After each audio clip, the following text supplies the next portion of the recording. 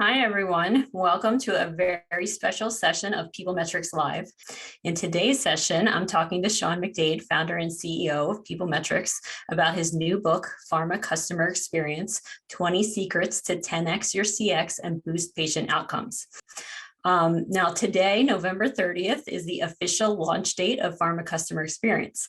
The ebook is available now, and the publisher is running a special this week that you can get it for just 99 cents. And don't forget to leave us a review too. So Sean, why did you write this book? Yeah, I was thinking about that. Pharma, Audrey, as you know, is a really important industry for the world, right? So we're in the middle of still in the middle of a pandemic. And I remember sitting at home after work was done, just thinking like, the pharmaceutical industry is working to save the world, right? So they're working extremely hard to get vaccines out so we can do normal things. And we had done so much work with pharmaceutical companies, like I said, throughout the history of the company, but really within the past, I guess now 5, 6, 7 years, specifically on helping them understand the experience of their customers. And their customers, we're going to define right now as patients primarily, but also healthcare professionals, physicians, and caregivers, right? So pharma has a kind of a unique model where they have all three of these constituencies can be considered their customer. And I'd consider them all customers, but I think their primary customer, as I mentioned in the book, is the patient. But they're helping all of these people, just get back to normal. And we have done so much work on helping our clients understand how to create a better experience for their patients, for their HCPs and caregivers in both clinical and commercial settings, that I thought, you know what, instead of watching Netflix every night, maybe I should sit and write what I went during COVID, during lockdowns. Maybe I should write kind of what we've seen works in terms of creating better experiences, what pharma companies are doing to create better experiences for their customers. And it was just one of those things that I worked on it a little bit every night. And all of a sudden, here we are. It's amazing what happens when you do a little something every day. But that's why I wrote it. I mean, you know this, Audrey, the pharmaceutical industry doesn't have the greatest reputation all the time, right? So sure. I think even in the beginning of the book, I wrote that it's below oil and gas in some polls that you saw in terms of just general reputation. And to me, that's for one reason and one reason only. It's because they haven't prioritized necessarily the experience of the customer. They've prioritized the product, helping the customer live longer, live better lives. And people might say, well, what's the difference? Well, there is a big difference. It's a product focus versus a customer focus. And with patient centricity, I mean, we've heard this term, right? Every one of our pharma clients uses the term patient centricity, right? So, and our non-pharma clients use what? Customer centricity, right? Yes. It's all the same. It's the focus on the customer. But, I think what needs to happen, where the opportunity is for pharma is, creating a truly patient-centric company, a customer-centric company that emotionally connects with their customers, rather than the mindset that, we're going to develop the best drug possible, and that's our only job. And that is, I don't want to downplay that at all. I mean, that obviously is everything, and it's important, but it's not enough anymore. And I think that's the key point in the book, that in order to truly create great patient outcomes in the long run, you need the patient, you meaning the pharma biotech company, needs the patient engaged and their HCP engaged in their patient journey, in their health journey. And if they can perceive the pharma company as being a partner to them, rather than just a kind of block in something that they have to go through, then it's a very different relationship. And there's no reason for pharma to be below oil and gas. I mean, that's ridiculous, right? Pharma has literally allowed, you had Thanksgiving dinner last weekend, right? Of course, yeah. With your family? Yes. Did you have that the year before? No. And why were you able to do that, right? Science, right? Pharma helps. I mean, they should be I wrote this, I think this line is in the book, they should be heroes to the world. Yeah. Yet they aren't for a lot of people. And there's a lot of reasons for that. And I know it's very complicated and there's regulations and, people have different views on all this, but, I think they could become more, their reputation could improve at a high level, but most importantly, their relationship with their customers can improve. And that's really important because as that relationship improves, outcomes improve. And I know every one of our pharma clients are passionate about patient outcomes, right? Yes. That's why they go to work every day, is to help a patient either live a higher quality of life or live a longer life, hopefully both, right? That's what it's all about to them. And if they're able to support their HCP and patient from the beginning, from the time that they are prescribed, or even before in clinical trials, and we can talk about that a little bit too, but even let's stick with commercial. If that patient and HCP can feel like the pharma and biotech company is their partner from the moment that disease is diagnosed throughout their treatment journey, especially if it's a chronic disease and a chronic condition where they have to take the product over and over again for, and sometimes for the rest of their lives, it's a very different relationship than the ones that go on today in a lot of cases. And that's why I wrote the book. Like, I felt like it was needed. There hasn't been, we don't know of any book like it. Right. We've had many years and lots of data points to look at kind of what works and what doesn't. And I felt like it had to get out of my mind and onto paper. And I'm hoping, it helps pharmaceutical companies, develop stronger relationships and deliver better experiences with their customers. And that's sort of why I wrote it. Yeah, I mean, it seems like a no-brainer, and I agree with you. It's kind of shocking that oil and gas companies have people have higher opinions of them. And this isn't a political statement on oil and gas either. No. It's just like it's just like these are industries. That's an industry that a lot of people don't hold in high regard for whatever reason. Yeah. And pharmaceutical companies are in many cases extending and saving people's lives they just have such a great opportunity. So who will benefit from reading this book? Who is it for?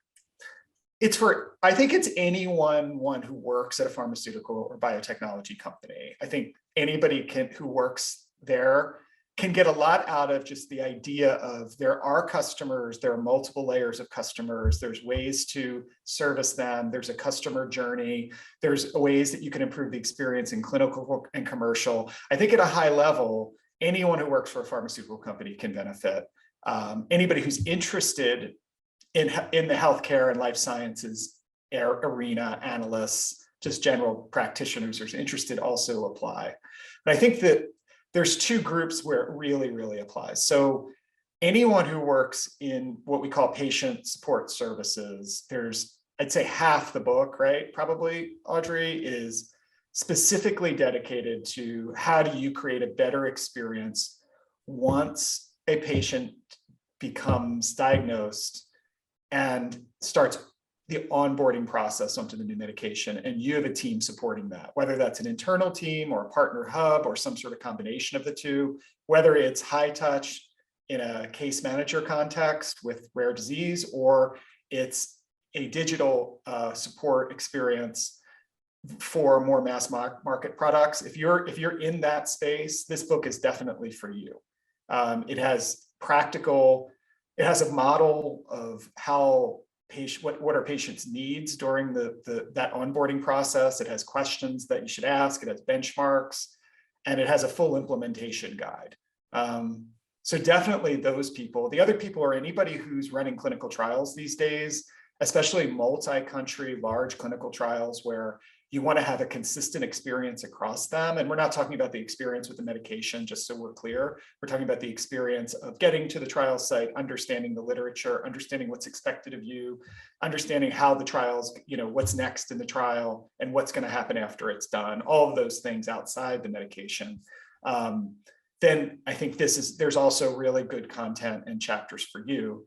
And let me throw a third one in now that you asked. I think any C-suite executive at a pharmaceutical company would really get a lot out of this, because if you're setting the tone for the culture of the organization and you truly want it to be patient-centric, I believe especially the beginning of the book really will talk to you around some of the things you need to emphasize, think about, and understand, and even consider outside your comfort zone. I mean, we know there's regulatory constraints on pharma that does not allow them to do certain things around the customer experience that, say, a hotel does, or a telecommunications company does, or a bank does.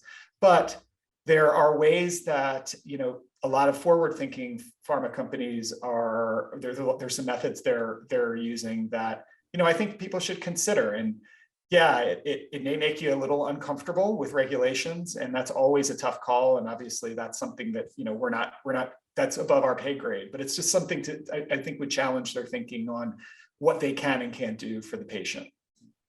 I think some of those things you mentioned are often not thought of when thinking about clinical trials or onboarding to a medication, and they're so important to the patient experience and adherence to staying on the medication. So I agree with you. There's definitely a wide audience for the book.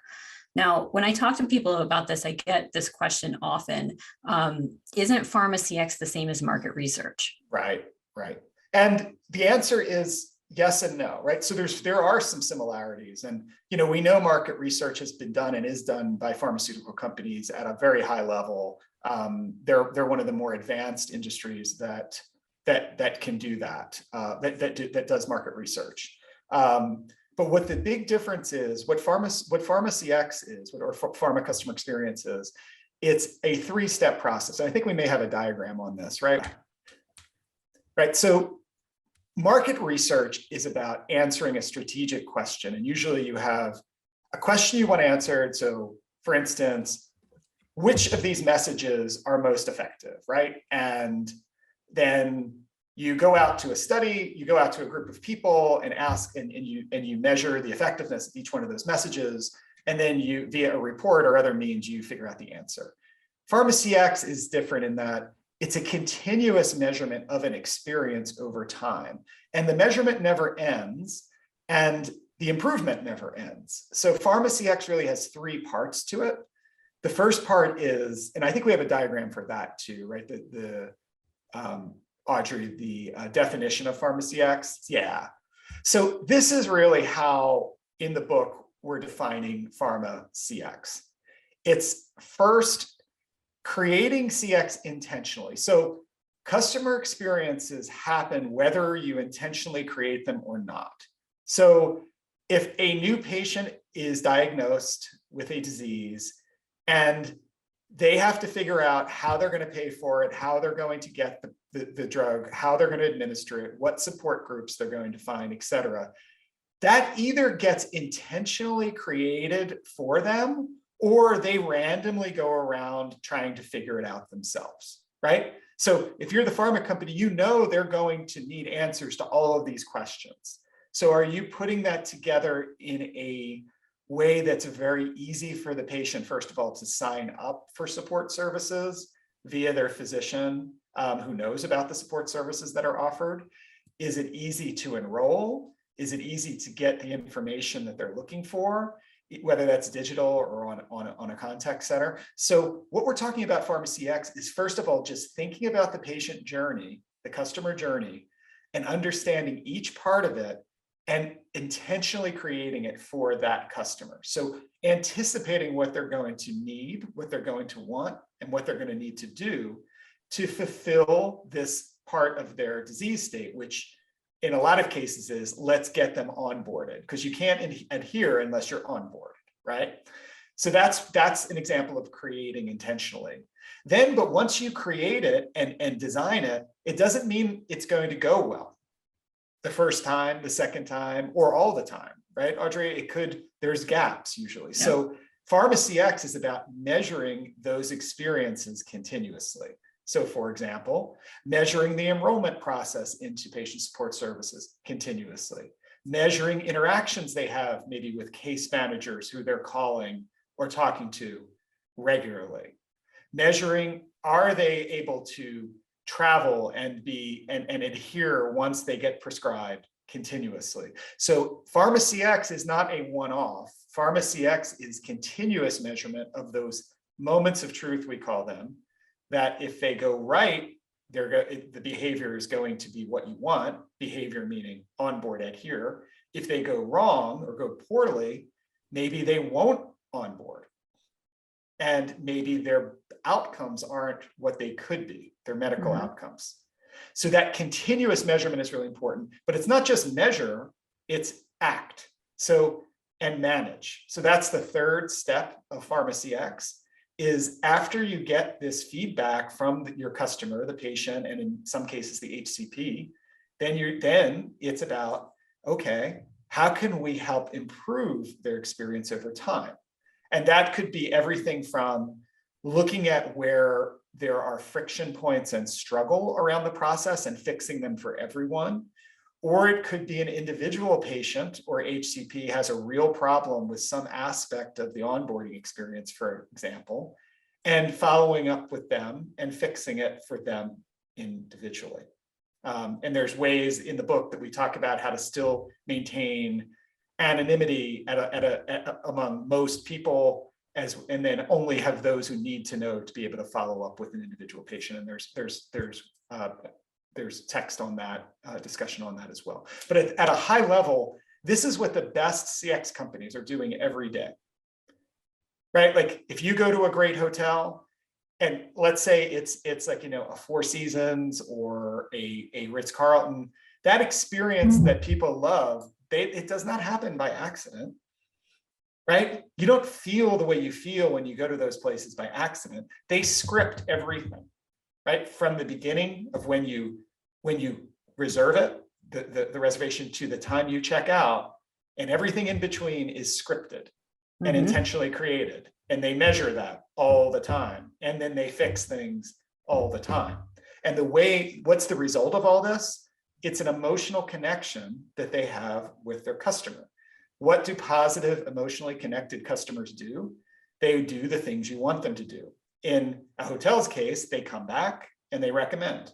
In Pharma's case, they take their medicine and they take it over time. They adhere and they get the medical outcomes you want. For my money, those outcomes are a lot more important than the hotel outcomes. Oh, completely agree. And what's so interesting, when we talk about clinical trials or people onboarding to medications, all of those acts are so defined. They're so important that you follow specific rules. You have the second infusion, a certain amount of time after the first infusion. You have, a certain number of milligrams in your medication, but we historically have not been measuring all the things that go with that. Was there parking available? Did the person have clear directions to get to the infusion site? Was the waiting room comfortable? Did they receive the materials they were supposed to receive? And all of those things are so important in getting the patient to adhere to what you're asking them to do. So it seems like a no-brainer to me that all of these companies should be including this in their programs. Absolutely. Now, Sean, you had mentioned regulations briefly, and I think we would be remiss not to talk about that. Sure. Obviously, this is a highly regulated industry, and patient data is sensitive information. So how does this book fit into, and what you're recommending fit into regulations? Yeah, we have a good amount of, we cover that quite a bit in chapter 1 on the current state as we understand them of the regulations, and they do change all the time in terms of what you can and can't do. There's a lot of restrictions clearly on what you can offer HCPs and physicians, right? Like, the whole kickback thing, the vacations are over, the paid vacations and all that. On the patient side, it's less clear. So, there's some innovative pieces that I think pharma should be thinking about. And, there's nothing that we can find that really show that this isn't, things like what I'm about to suggest isn't allowed. But we know that, getting to, especially if it's a rare disease product, getting to a site to obtain and get the medication administered is a real challenge to certain people, right? Like just the whole travel aspect of it. And that's a huge part of their experience. And there are certain companies that are helping patients with that transportation itself through credits on ride shares or other pieces. There's companies that handle that. that I mentioned in the book. And, I go out, I do stretch the imagination. I'm like, mental health is really important to being proactively adhering to a medication. So, could pharmaceutical companies help with other pieces that we know is important for mental health, like, encouraging exercise or encouraging other activities that are helpful in that area. There's a lot of little things you can do that are sort of out of the box. And I don't think, from what I understand, and I'm not a lawyer, so this is like a disclaimer piece, I'm not recommending this from a legal perspective, but we think it's worth taking a real hard look at what you are doing and what you can do for the patient, and maybe taking another look at it with your legal team to figure out how you could create a more frictionless experience, right? So in all the industries that we have dealt with that are very, very good with the customer experience, I think almost all of them strive for this frictionless experience, right? Mm-hmm. Something that's easy. Like, how do we make it as easy as possible for our customer to get what they need done? And that's really, I think, where the opportunities lie in certainly in patient support services, as well as clinical trials for that matter, in terms of, recruiting more people, and especially more diverse populations, which we know is a huge pain point for pharma right now, is making it easy for people to sign up for trials, easy for people to get there, easy for people to get back home, easy for them to understand what's expected of them, easy to communicate what's expected of them to their caregiver and their family. Mm-hmm. There's all of these pieces this is the experience, and this is something that can be created, managed, measured, certainly, and managed over time. So I just think this book, hopefully in 20 years, we'll look back at this book and we're saying, God, all of this stuff is obvious and so early, but it had to be, because I think there's so much more that can be done. We've really focused on a couple of use cases here, a clinical trial use case, as well as a patient support services use case. But I think there's probably 10 other use cases that really make a lot of sense. But I wanted the book to be written so people could start thinking of those other use cases that probably we don't know about. Right. Well, that's really exciting that there's a lot of potential here. I think if you follow this framework, you could apply it to a lot of different things with it. I mean, and this is also the customer experience framework that the greatest brands are using every day, mm-hmm. To create exceptional experiences and emotional connections and loyal, raving fans. Like, this is what they're doing. Pharma could use those same principles, we think, to create, that incredibly strong relationship, that emotional bond with their customer, which sometimes is there and sometimes is not. Mm-hmm. But frankly, that's great. So you've mentioned, do you think this applies more to commercial or clinical, or do you think it's really both? It's both. I think it's anytime pharma has a customer who's having an experience, that's where they should be thinking of it. And that's why caregivers are super important too, especially in the clinical trial side. So, it's patients, caregivers, clinical trial side. Commercial, it's certainly patients, HCPs, for sure. And I think it's an equal weight to both. I think there's probably more applications in commercial. There's almost an unlimited number of them. But yeah, I think it goes across the entire organization. And I do think it's a cultural mindset at the organization. Are we doing everything we can for the patient and to boost their medical outcomes long-term and for the world? And in the beginning of the book, right, Audrey, there's a table that shows, we just grabbed, I think, the top 30 pharma companies or something, and we grabbed their mission statement or vision statement. And yeah, on almost all of them, I think we have in italics the people part of it. Either it's patients, it's consumers, it's lives of people. You can start seeing there's people, there's patients. Like, almost every one of them exists to serve patients. And when they're saying people and individuals, it's generally patients that they're referring to. And all of them have these in their mission statement. All of these are making incredible contributions to the world. They just have also an incredible opportunity to do more in focusing on the experience of those people while they're doing what they need to do to get the medical outcomes that these products that take so long to develop and are so high risk, and so many of them don't make it, right? The investments that these companies make to get one drug approved and launched is astronomical. Then taking some of that energy to make the experience of the customer great while they're onboarding and adhering over time seems to make a lot of sense to me.